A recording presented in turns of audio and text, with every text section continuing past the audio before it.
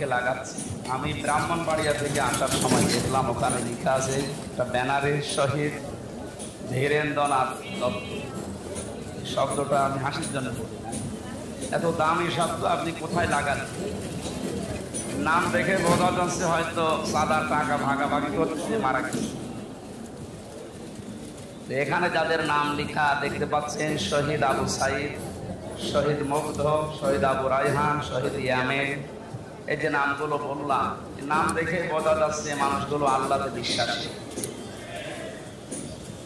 এত দামি শব্দ, এটা কোনো মানুষ যদি মুখ দিয়ে কথা বলে যে শহীদরা মারা গেছে, আল্লাহ মানুষের মুখের উপরে নোটিশ দিয়েছে, ওয়ালা তাকুলু লিমা ইউকতালু ফি সাবিলিল্লাহি আমওয়াত বাল আহইয়াউ ওয়ালাকিন লা তাশউরুন। শহীদরা মারা গেছে কথা মুখ দিয়ে কখনো বলবা না। আল্লাহর নিষেধ, মারা গেছে কথা বলা যাবে না, বরং